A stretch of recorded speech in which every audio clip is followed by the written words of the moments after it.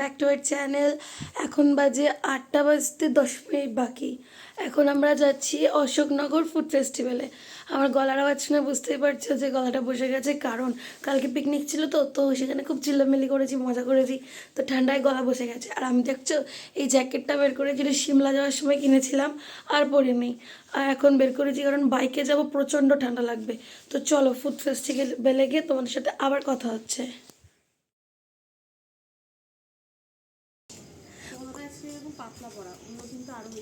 কোথাও ঘুরতে যাওয়ার আগে এখন আমাদের এই অবস্থা, কারণ এই এই 11 ডিগ্রি 12 ডিগ্রিতে।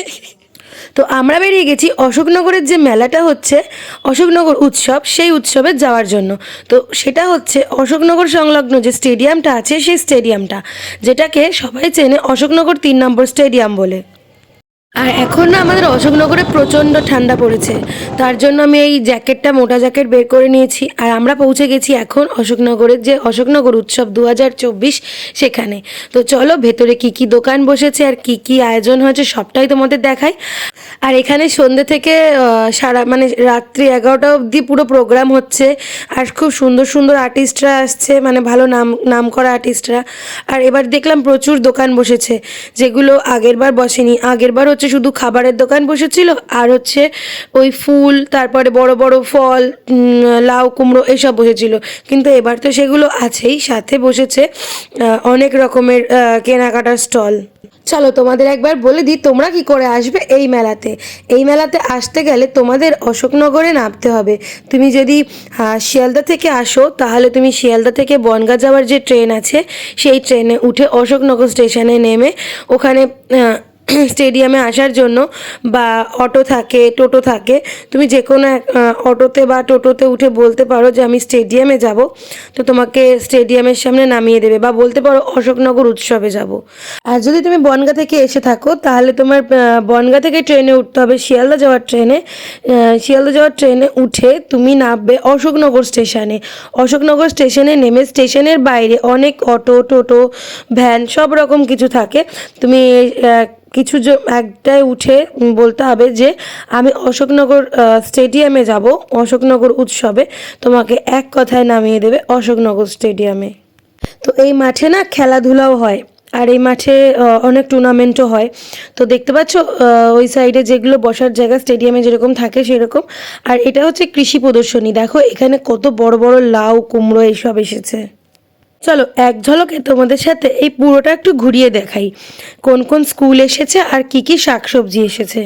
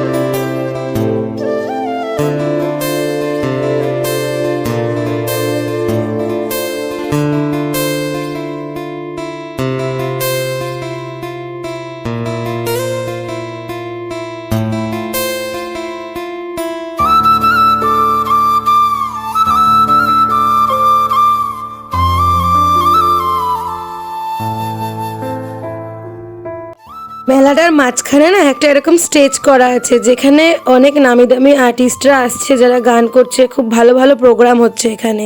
আর স্টেডিয়ামে বসার জায়গা তো অনেক, তারপরেও একটা এরকম তাঁবু খাটিয়ে দিয়ে সবাই এখানে বসতে পারে। তো এখন না খুব ইচ্ছা করছে একটু ফুচকা খেতে, তাই দেখছি ভালো ফুচকা কোথায় পাওয়া যায়। আমি খাবো ফুচকা, আর দাদা আর বৌদি খাবে ঘুগনি। তো চলো ফুচকা ঘুগনি খাই, তারপরে আবারও মেলাটা ঘুরে দেখাবো। আর এখানে না অনেক খাবার দোকান বসেছে।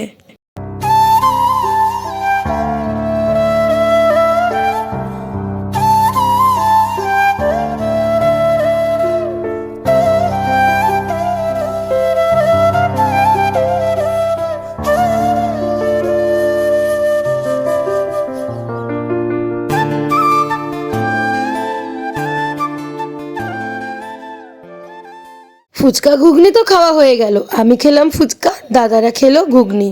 তো চলো এখন হাঁটতে হাঁটতে দেখলাম এখানে একটা নাম করা চপের দোকান, মানে সেও এখানে দোকান দিয়েছে। দাদা দুটো চপ নিল এখান থেকে, একটা নিল হচ্ছে স্যান্ডউইচ আর একটা নিল হচ্ছে আমের চপ। তো আমের চপটা খেয়ে এত ভালো লাগলো, আমি চলে গেলাম আবারও একটা আমের চপ আনতে। আমার গলার আওয়াজ শুনে তোমরা বুঝতেই পারছো যে গলার আওয়াজটা খুবই শোচনীয়, তার জন্য না আমি আর কথা বললাম না। তোমরা এই মেলাটা আমার সাথে ঘুরে দেখো। চলো আবার বাড়ি যাওয়ার সময় তোমাদের সাথে একটু কথা বলবো।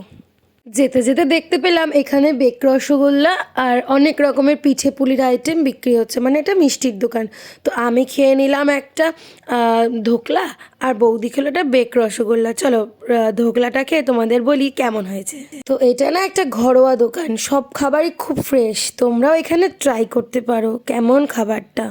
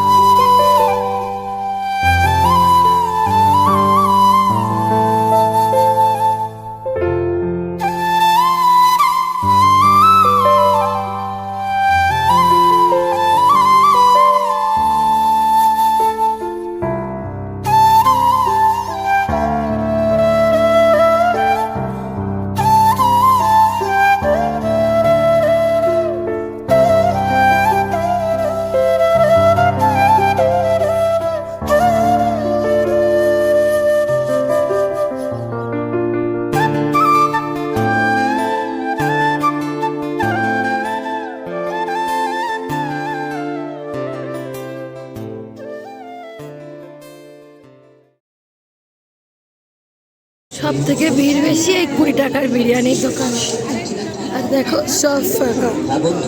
আর আমরা এখন নেব জিলিপি।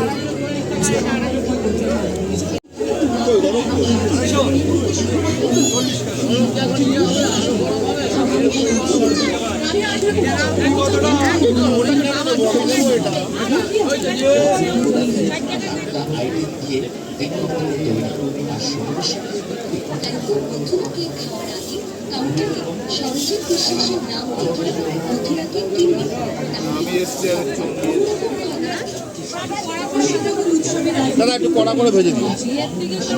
ওইটা না, ওইটা নেব।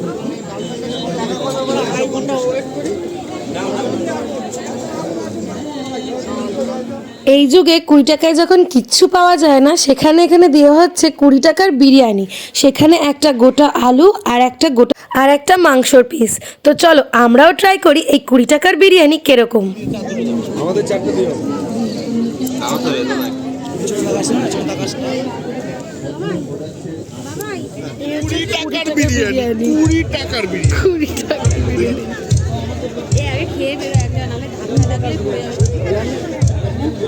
গোলাপ জলের গন্ধটা একটু বেশি।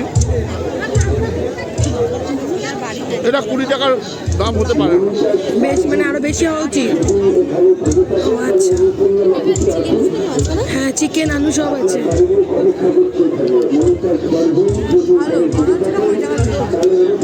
মানে আরো দামটা বেশি হওয়া উচিত। মোটামুটি 50 টাকা হলে ঠিক হতো। বিরিয়ানিতে আলুর সাইজটা এরকম বড় আর মাংসটা এরকম সাইজেরই একটা মাংস, আর রাইসের পরিমাণটাও অনেকটা। বিরিয়ানিটার যা কোয়ান্টিটি ছিল রাত্রে আর কিছু খেতে হবে না। চলো তাহলে আজকের ভিডিওটা এখানেই এন্ড করলাম। তো যদি ভিডিওটা ভালো লেগে থাকে তাহলে অবশ্যই like comment share and subscribe করতে ভুলো না জানো। আর অবশ্যই বেল আইকনটা প্রেস করে রেখো নতুন নতুন ভিডিও নোটিফিকেশন সবার আগে পাওয়ার জন্য। সবাই ভালো থাকবে, সুস্থ থাকবে, টাটা। আবারও ফিরে আসবো নতুন একটা ভিডিওর সাথে।